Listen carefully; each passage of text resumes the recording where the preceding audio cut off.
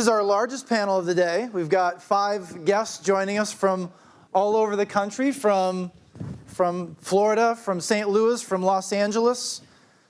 One of our panelists this afternoon is kind of a funny, you never know where you're going to meet people. Last year I was a visiting faculty on sabbatical at Loyola Marymount University, and the chair of the econ department happened to, her husband is best friends with one of our panelists. So you just never know how relationships get formed in this business. So they're looking at each other, who is that? Who is that? So I'd like to introduce our 4th panel of the day. First, from Fox Sports Digital, Keith Dobkowski. Thank you very much for that. Next, from SiriusXM NFL Radio and all other points media related, Howard Balzer here in St. Louis. Thanks. We have Lisa Boaz, Director of Marketing for the St. Louis Rams.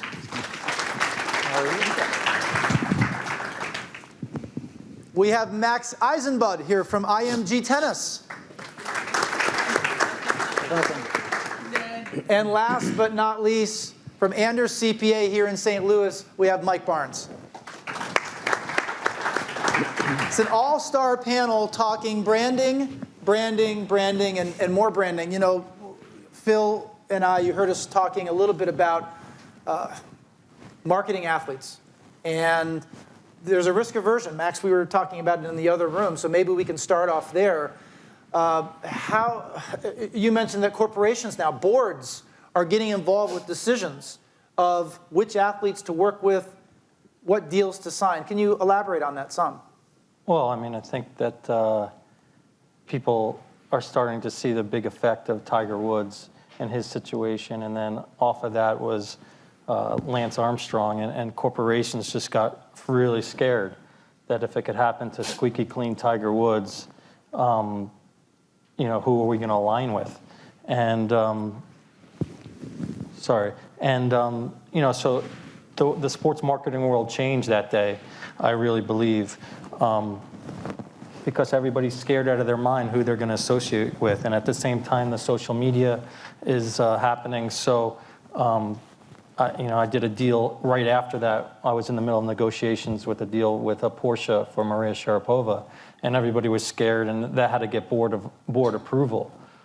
So you going from a time where CMOs controlled budgets and didn't have to talk to anybody to now where corporations are really scared. So you have to, if you're managing an athlete, you know, they got to be squeaky clean if they're going to want to have those type of blue chip associations. And that Tiger Woods back to Lance Armstrong was a real game changer, I believe, in sports marketing.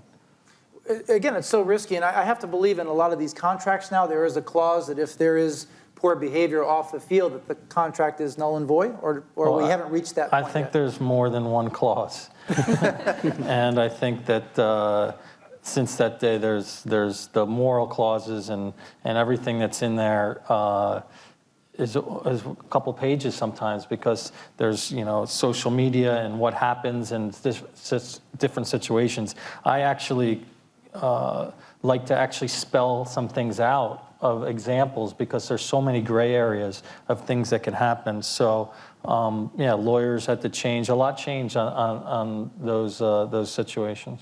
Mike, you also, Max mentioned he represents Maria Sharapova, as well as Li Na, also a well-known tennis player, and certainly one of the first major winner from China, am I not mistaken, in tennis? Mike also does some athlete representation, and you have a unique client who is, perhaps you can share with the audience in the video world.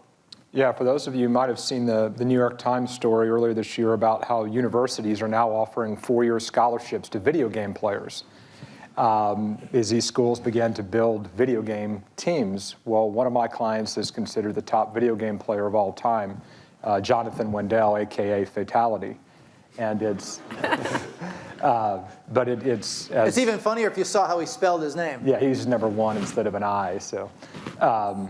But it's just like Max said, though, in terms of the endorsements, it's 20 years ago when I got started, a director of marketing would have carte blanche on any deal, you know, $100,000 or below, and those days are long gone. It's 6-9 months sometimes when we start talking in terms of finally fulfilling someone like Jonathan on the licensing front. Companies are just as concerned whether your partner is appearing in an ad or whether he's appearing on their product. The licensing market's been hit the same way. Lisa, as the director of marketing for the Rams, there's a challenge. You've got both trying to represent players as well as the team. Can you talk a little bit about the differences marketing a brand of the team versus a player? Sure. So for a team, when we're working with companies and corporations, they're not necessarily working with us to do a player. It's more to represent the team as a whole. So get the rights to our marks, our logos, our players' likenesses. And so for us, it's kind of that fine line, because anytime that we're showing a player on things, if a brand is associated, there has to be 6 included. And so it gives us a little bit of freedom, because we can sometimes make stars out of some of the guys that we know are the ones that should be kind of out front. But if they ever want to go directly to a player to represent a brand, they have to go through their agent. And so for us, we have a little bit of a carte blanche with our players in general for anything Rams related, but working with brands gets interesting because they want the rights to the NFL shield, the marks and logos, the branding and everything else, but they can't, Pepsi can't pay us to put Nick Foles on a can. They have to go through his agent. We also talked about, and I mentioned my students that are here know that about 2 weeks ago when the Rams started their season, we looked at a Sports Business Daily article talking about 45,000 tickets sold to the game against the Seahawks, and obviously there's some challenges with the rumor mill that's out there. How has the team been able to, how do you deal with that? How do you confront that? I haven't heard anything about rumors. I don't know what you're talking about. No, it's definitely been a challenge, this year in particular, because there is always that question, and we get asked that. I mean, I think I was asked that 6 times already today, but it's definitely out there. But for us, it's really focusing on 2015. A big thing in our office is control what you can control. We can control 2015 and what we do with it. Obviously having a big overtime win against the Seahawks at home helps that a lot, because the people that were there did see an awesome game. Losing to the Redskins the next week, not so much. But, for us, it's really how do we get that experience across? How do we really start to get people excited about the team? Because we do have an exciting team this year, and our defense and some of the new guys on offense and everything else. And so it's really trying to put that behind us. It's talked about a lot more outside the building than it is inside, because there's nothing we can do about it. I'm only on the periphery of the media industry. I have a contributing column that I do for Forbes, but certainly not on their full-time staff. We have 2 people here that media is their life, and Howard and Keith. And I'll start with Howard. One of the things that we talked about in the green room, Howard, was this fine line between trying to be first when it's very competitive versus being right.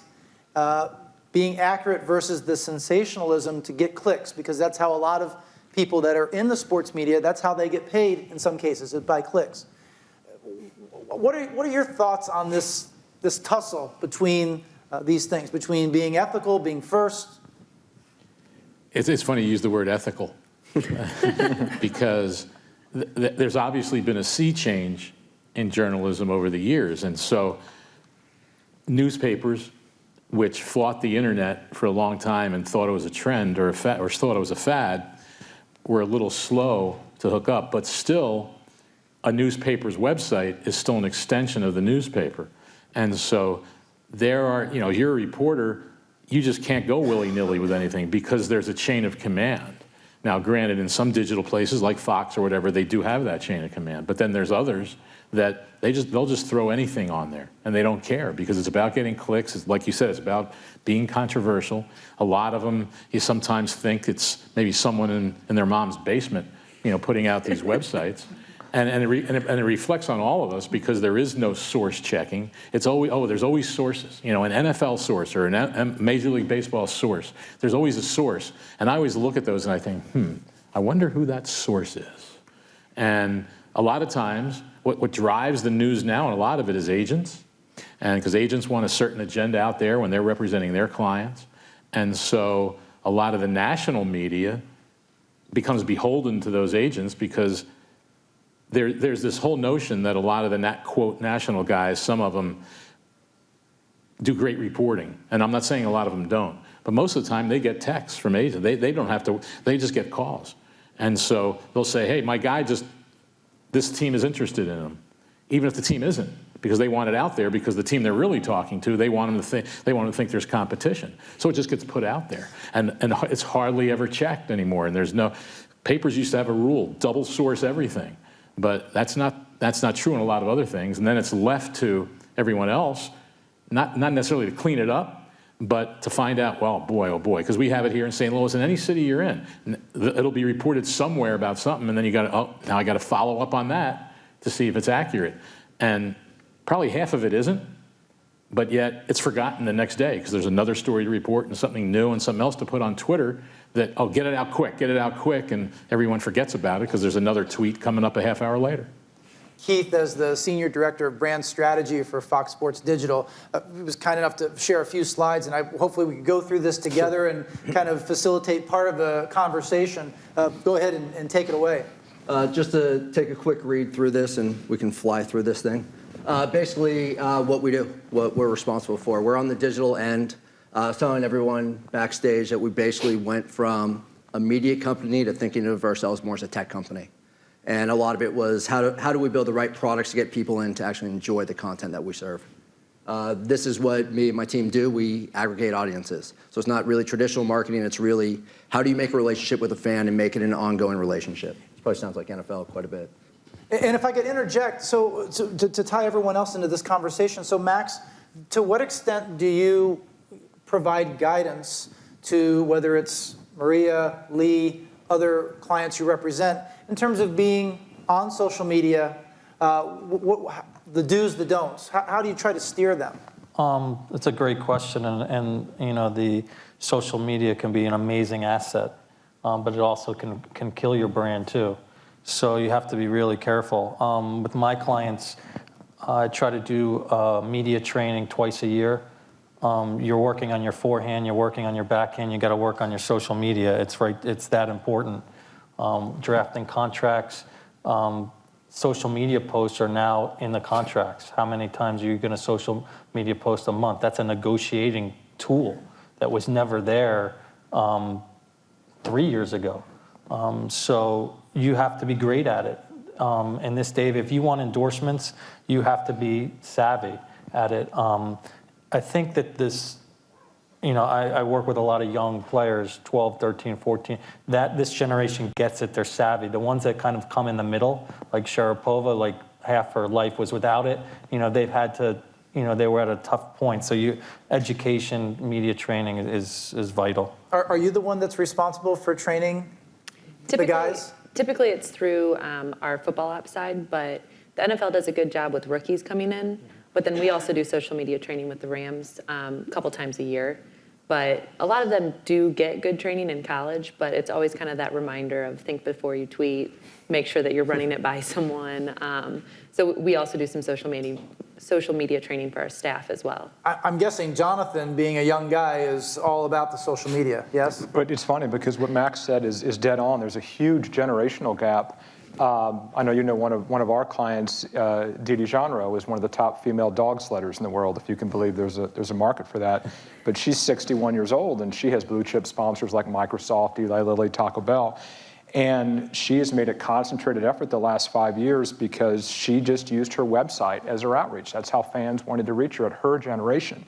But her sponsors have really pushed her to move over to Facebook, then to Twitter, Instagram, and she's kind of been drugged kicking and screaming, but she has to do it because the sponsors are really pushing her. And how much do the organizations that you work with, Howard, how much do they push you in terms of being out there, or is it just you self-select to get out there on social media because you know you have to? Yeah, it's pretty much because you know you have to, but they always say the more you can push things out there and the more you can be noticed and get followers and all those things, it can definitely be an asset. With that, obviously comes the other side of it, and that's, as everyone is saying, always has to be analyzed because we know that I've often said when I talk to people or whatever on the radio, I said I think there's a certain amount of people, no matter what it is, they wake up in the morning and figure out who they're going to go after that day or what they're going to find a complaint about or something like that, and they love to egg people on.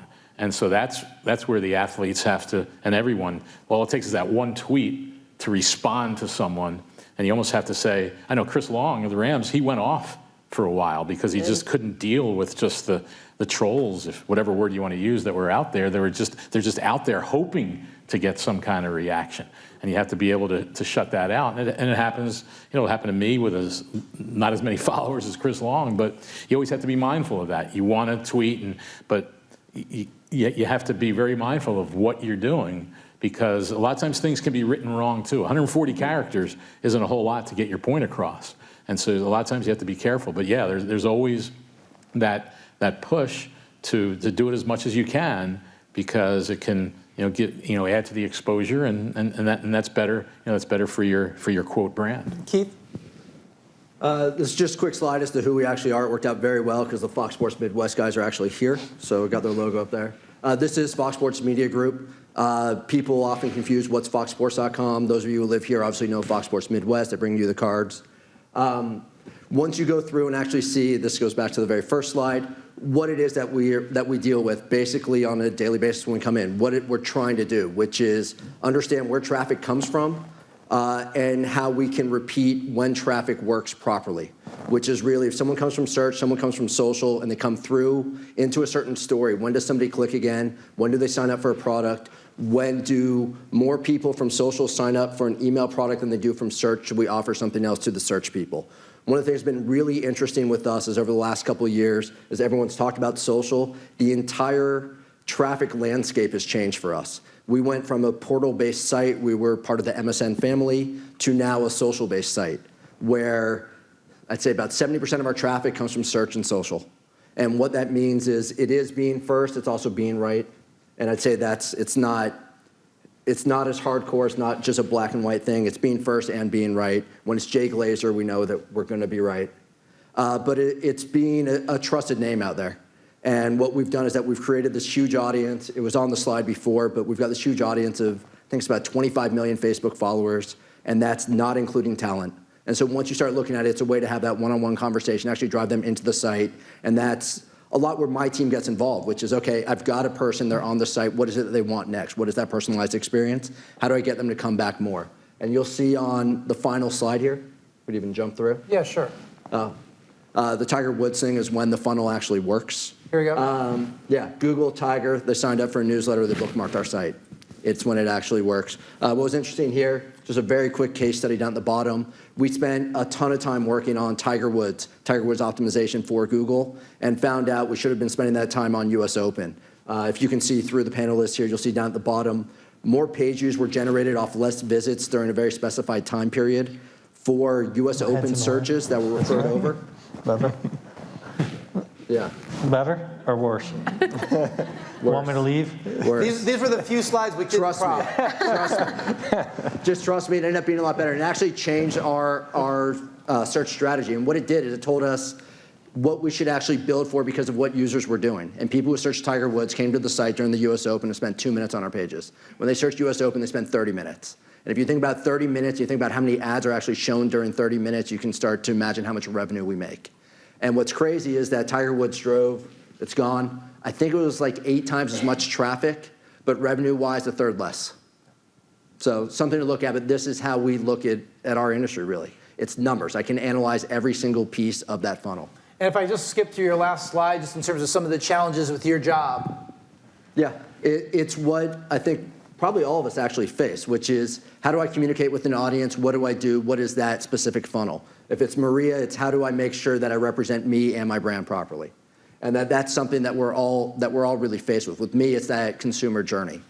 When I get into it, the best part about social for me, and I'm sure it's everybody else up here, there's a thing in marketing that, I actually never took a marketing class, but someone who did told me that if you were an influencer, you had the ability to drive 2 people to do the same thing, or if you hated something, 10 people not to do. If you saw a movie that was terrible, you'd say, don't go see that, and 10 people would listen to if you're an influencer. I'm an influencer now. I've got 500 Facebook friends. I've got a couple dozen Twitter followers. Anyways, I have the ability to move the needle. We all do. And this is something that 20 years ago when you guys would have been taking Patrick's class, he would have said, this is how word of mouth marketing works. Today it's social. You each have the ability to actually influence somebody. My job is to figure out what piece of content moves you to actually influence that somebody. that's my challenge. Max, obviously, Maria's probably one of your best-known clients, if not the best-known client. One of the products that came out, was it 4 or 5 years ago, perhaps longer, was the Sugar Pova. Can you talk us through how something like that happens? Candy addiction. Actually, it's an interesting project. In 2009, Maria had shoulder surgery at 20 years old and had to start reflecting on her career. And at that time, she's won 3 Grand Slams, had a lot of money, had a lot of great endorsements. And she, said to me, I want to start thinking about life after tennis. And I was like, oh, God, that sounds terrible. Please play 20 more years. But she said, I've had some amazing experience with Nike designing my own collections and marketing my own projects, but I'm only making 5% on that. And I have a great deal with Cole Haan, and I'm designing my own shoes, and I'm learning all this kind of stuff, but I'm only making 5%. She's like, I want to make 100%. So I'd like to own something myself. And she's like, I feel like I have a master's in marketing. I've had the chance to work with great agencies like Wyden Kennedy with Nike, and I've learned and everything, and I want to create my own things. I'm like, okay, great. Do you have any idea what you want to do? She's like, no, that's your job. So that's when we started looking, for projects. And I was out, I got a call one day from a guy named Jeff Rubin, who's a candy guy, and he wanted to do this deal with Maria. It wasn't the right deal, but the guy was a great marketer, and I just became friends. And one time he blurted out the name Sugar Pova.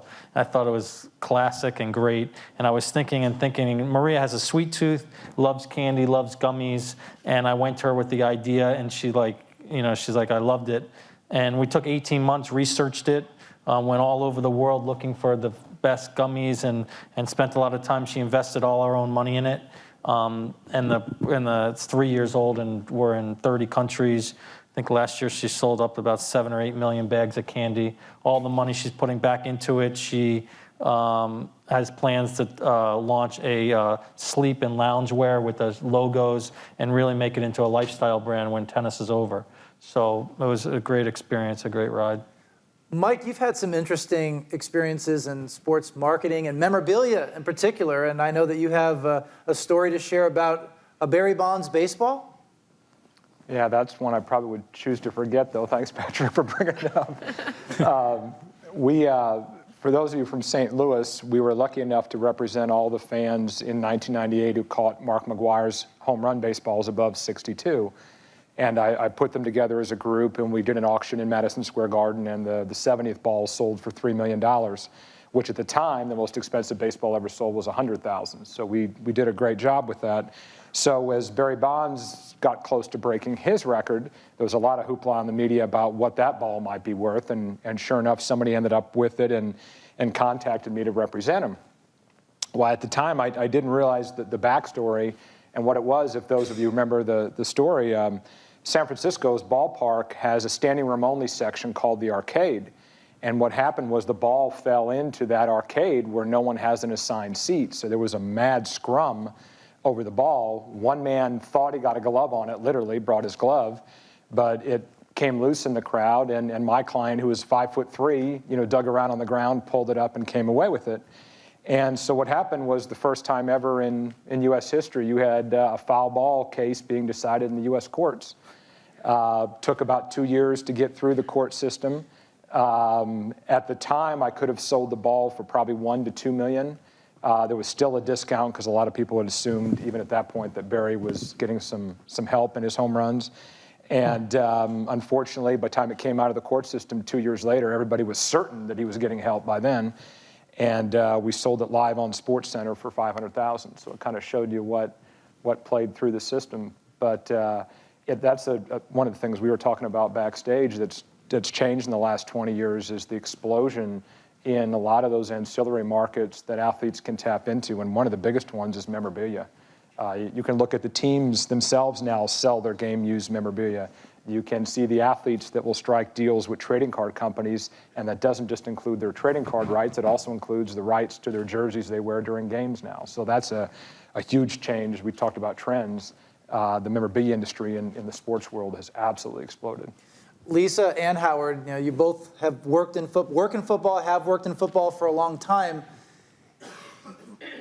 Are you ever amazed at how the NFL seems like Teflon? I mean, in all seriousness, with whether it was the Deflategate business of this past year, the more serious domestic abuse issues of last year, does that amaze you? And then maybe for Lisa specifically, did the NFL reach out to team marketing staffs for input on how to resolve? I know they went out and they found their own independent consultants for how to handle the domestic abuse. But did they come to teams and get the feedback from team marketing personnel? So the first question first. I'll let Howard take that one since that's my employer for the first question. I'll take the second. Well, I really can't speak if they came to the team. So which one? No, the The first Teflon. question. The first question. Which? Of just simply the fact that being those surprised at Teflon. Yeah, I mean, I'm really not, because I've always felt that the NFL, as it's grown, obviously, over these, and the TV age and all that, it's almost the perfect sport for marketers, because it's a great sport in person, it's a great sport on TV, and of course, the angle of it that teams can't speak about is the gambling aspect of it, that just, it's ridiculous how much money is spent on gambling on that sport, because it's the perfect gambling sport, because it's so hard. And everyone thinks it's easy, but it isn't. And so you have all that, and now we have the explosion of fantasy, which can't hurt your business, right? Well, we're part owners now with DraftKings. Yeah, and you have these two companies. I don't know if probably a lot of you have seen the story, that just since August 1st, the two companies, DraftKings and FanDuel, have spent well over $100 million in advertising. I mean, it's just unbelievable. Which means they're making 20 of that. What's that? Which means they're making 20x Yeah, of that. well, exactly. And then the flip side is that at one point, when fantasy was kind of in its infancy, the NFL teams considered it gambling. Mm-hmm. They'd get phone calls from just fans asking about some guy's injury status and all that, and they thought, well, why they call it? It was because they wanted to know if they should play the guy in fantasy. And so then, of course, as Keith pointed out, the leagues and the teams found out how to make money on it, and now all of a sudden, oh, no, it's not gambling, it's a game of skill. You know, MLB players actually aren't allowed to play? Yeah, they're not. And Even though MLB owns an interest, they're not allowed to play the players. So you have all that, and then what you have, though, is the built-in kind of rhythm of the game, which is 16 intense games every season, where one game just means everything, whereas opposed to 162 in baseball or 80-plus in hockey and the NBA, and the seasons just seem to go on forever. Whereas the NFL, they have everybody eating out of, they can't wait for the season to start, because it's the shortest in calendar time, 4-month regular season. Every other sport's 6 months. That means a longer off season. And everybody's just like champing at the bit to get to the season already. And yet the one thing I always say is, in about the end of next month, we're going to be sitting there going, my goodness, this season's half over. How'd that happen so fast? But that's what the NFL has. And so all these other issues, in some weird way, I think almost helps it, because it's always in the news. I mean, the NFL is in the news. It's not 24/7. Well, it's not 12 months a year. There might be 3 or 4 dark weeks where there's hardly anything going on in the NFL. Other than that, it's constant. And one last quick thing I'll say. I remember going to NFL league meetings back when they couldn't get anything done with the players. And guys like Tex Schramm and management council people would say, we'll have free agency in this sport over our dead bodies. Well, we know what happened. Here's free agency. I think owners now would probably have to agree that even though it's cost them a lot of money, free agency has been an incredible boon to the NFL, because now they've created this off season from February through June that there's something every day with a team signing this guy or losing this guy or whatever it is. That's actually fueled the business. And so, yeah, they spend a lot more money, but obviously they're bringing in a whole lot more. Yeah. Sure, and to that point, the NFL has made a really concerted effort to really try to have something every month now. So it is 12 months a year. You've got playoffs, you've got Super Bowl, free agency, draft. They moved the draft at one point to get something in a different month. Combine. Combine, yeah. I mean, there's something televised every month, and there's pretty much, in a typical year, there's 1 month out of the year that the NFL doesn't basically own as far as ratings and everything else, and that's April. And that's pretty much about it. But as far as all of the conflicts and everything in the NFL reaching out, I won't necessarily say that as everything was going on that they were reaching out. I can't speak for the team as a whole. Maybe there were people that they were reaching out to, but they have done over the past couple of years. They have a lot of, they call them club working groups, and so it's different focuses. So I'm on one for women and females in sports, and then there's different ones for men and minorities and a lot of different things to where they'll do a monthly call or a bi-monthly call, and it's all these different topics that different people will speak on and get people's input. But we do have some things now, we're going into year 2 where we'll have a mandatory domestic violence training, and that's for everybody on staff. It's not just players. And so I think that they are trying to do a lot to bring all the teams kind of into the fold. But when everything was going down, I'm sure that at the ownership level, there probably was a lot more discussion, but as far as we were concerned, not necessarily. We would talk to our counterparts with the teams, and sometimes they would reach out for advice, but that was about it. So Keith, biggest challenges going forward in your role at Fox Sports Digital in terms of trying to drive audience? The media industry is full of guys in their basement creating content. You may have been able to see it down here low. We have 1,000 bloggers. There are guys who do live in their mom's basements. There's a lot of them that reach tens and hundreds of thousands of people. The toughest part right now is that there's so much media, and everybody's got access. The benefit we have is that we're Fox Sports. We hire really bright, good people. We end up with top-line content creators. So whether that's on the video side or on the editorial side, I mentioned Jay Glazer. He's the best at breaking rumors in the NFL. Ken Rosenthal, the best at breaking in baseball. And so when you have that, that gives you some legitimacy. So I'd say the toughest part is how do you stand out in a crowd? I gave you guys a number backstage. Average person goes to 6 websites.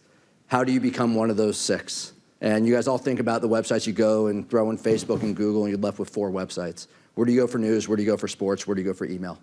And that's basically it. How do we become part of that? We're going to do it with a good product, good content. And that's something that I know is the first question. It's what's going to win here. If you've got a good product, so it's easy to watch video, easy to share content, easy to read content, and then the content's good. And you know that. There are writers that we all read in here. There are people on TV we always tune in to watch, and whether it's on TV or on YouTube. You go back to that. If we can offer that, we're going to win. We're going to do pretty well. Max, Phil earlier was talking about characteristics to embody. One of them was authenticity. When you're scoping potential new talent to bring into the fray at IMG, what characteristics are you looking for in an athlete? Well, unfortunately, you have to win, so you got to be a great champion. And,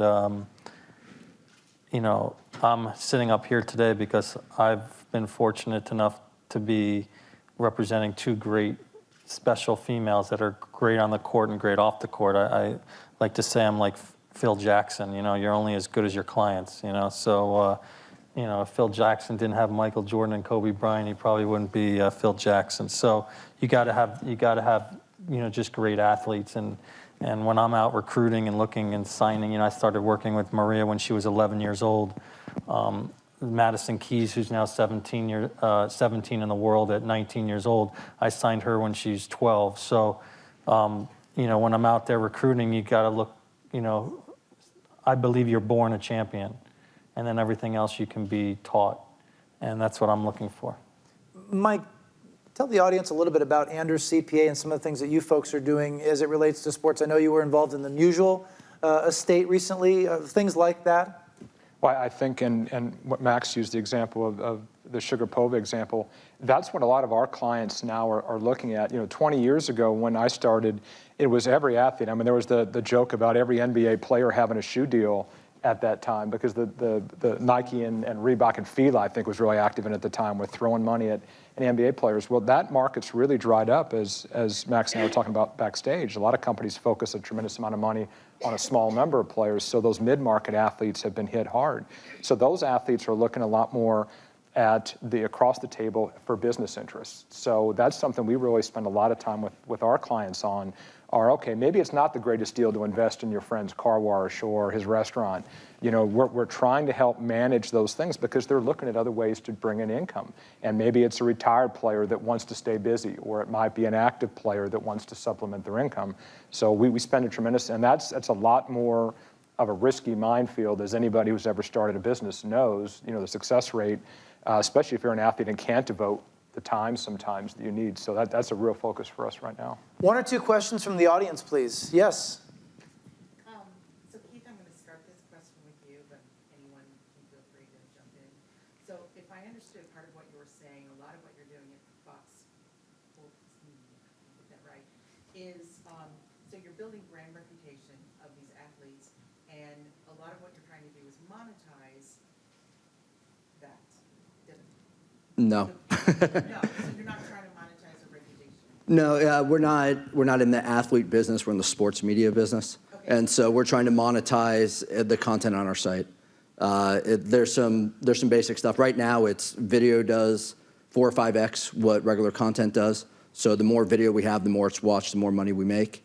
There are distribution opportunities with us. We were talking over lunch on Fox as a company, like 2 of the most popular shows on TV, How I Met Your Mother and Modern Family are both actually Fox-produced shows that have been sold off to CBS and ABC. So there are distribution deals. We probably all have Netflix in here. We know how that works. So that's what I would look at as an opportunity that's coming up. But our job now is how do we get more people into products that we sell and which products sell at higher rates. And so the simple way is video sells at a higher rate than regular content does.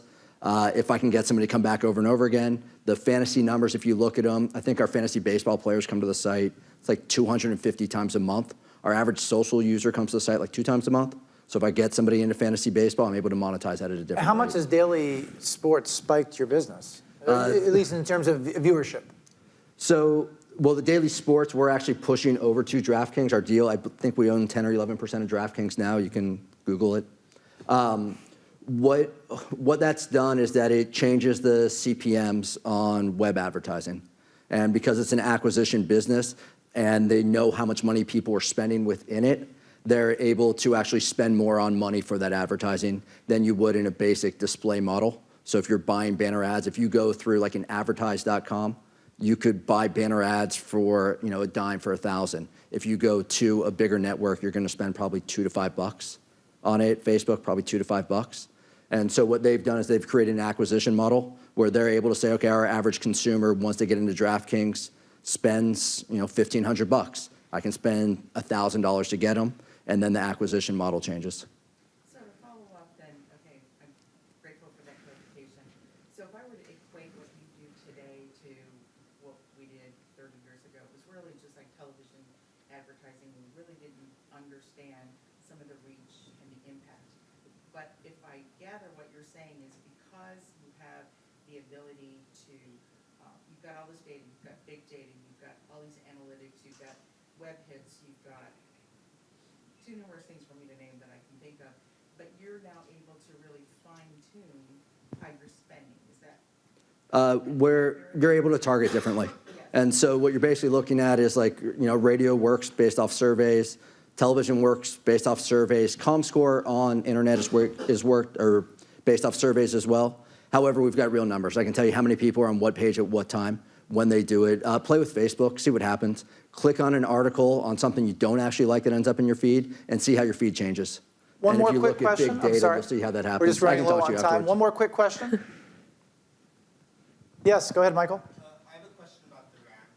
So in the relatively new Fend Our Turf campaign, how much of that do you think has been defined by the fear about possibly moving to LA and trying to rally support around St. Louis versus how different do you think it would be if the option of moving to LA wasn't in the realm of possibility?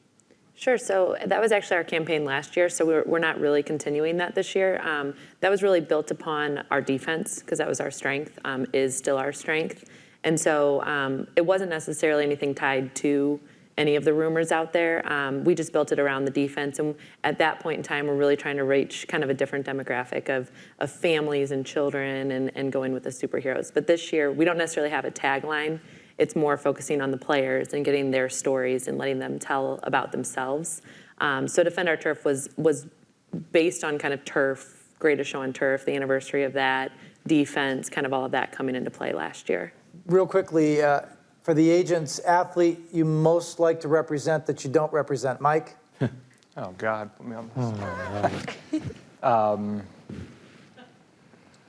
Goodness, that would be a great question. Take your time, because I'm sorry. Buys you some time. You do know who's putting on this conference and what team he owns? Yeah. Well, that would be a great example. You're exactly right, Steph Curry. He signed a memorabilia deal, too. You're right. Just signed when I saw that. Actually, what I would say right now, potentially would be an American heavyweight boxing champion. If America could land a true, legitimate heavyweight boxing champion, that in my mind would be one of the top athletes. We're not going to have one. We're not going to have the 5 different divisions combined. But That's like saying that there's going to be an American man that's going to win a tennis major anytime in the next decade. or a marathon. Sorry, True. Max, that's harsh. It hasn't happened since Roddick, Max. No, we're working on it. Wow, I still don't have I don't know. I mean, I can take the easy way out and say somebody like LeBron, who's built his brand and really admire what he's doing. But for some reason, I like to torture myself, and I like the female athlete. That's why I have no hair. I don't know. I would love to represent a great female soccer player that can transcend the sport and really grow the sport. One of them was poised to, by the way, this year, but she ended up not, I think, reaching her potential on the field. Her name escapes me right now. Alex Morgan? No, Alex Morgan is already out there. Sydney Leroux. Sydney Leroux was heavily marketed prior to the event, and I think there was a little bit of an injury issue, but then some other ladies were able to kind of pick up the slack. Howard, in the sports media world, question for you is, who do you most admire in the sports media world? It could be TV, radio. Wow, there's another good one. Sports media, who do I most admire? You should have told us this in advance. Yeah, exactly. I mean, my mind usually goes to writing, and as Keith was saying, even how that has changed. People don't go to content as more to read great writing, unfortunately. And there's one guy that comes to mind that I've always thought was one of the great writers ever. He doesn't write that much anymore, but I always admired him. And that was a guy named Gary Smith, who started out in Philadelphia writing for a daily paper, went to Sports Illustrated, and he could write about this floor and somehow turn it into a 3,000-word masterpiece. He was just amazing. That's a guy that comes to mind. So if anyone wants to Google Gary Smith, I would think some stories will come up. And I've always thought he's one of the best that I've ever read. But I wish more people read anymore, but there's not too much of it. And Keith, I don't know if you can answer this question, but is there a media talent that's currently not with the Fox Sports family that you personally would love to see become a part of Fox Sports family? I would answer this just as a fan. Can I answer a totally different question? Sure. You can do whatever. Are you getting signals from Jeff Goldman over here? No. All that Media Relations Director from Fox Sports Midwest, making an appearance. It's a little twist on the first question. If there was an athlete, and the athlete is Ronda Rousey, and the thing that has me think about her, if she does anything, she ties a shoe, our site blows up. By the way, if she wanted to work for you, she would let you know whether or not she would or not. If Ronda Rousey was to marry J.J. Watt, and we had that exclusive, the internet would blow up. So yeah, if I could get that story, so not the talent, if I got that story, Fox Sports would be the #1 site in the history of everything. On that note, let's thank our panel. Thank you very much. We're going to take a quick 10-minute recess.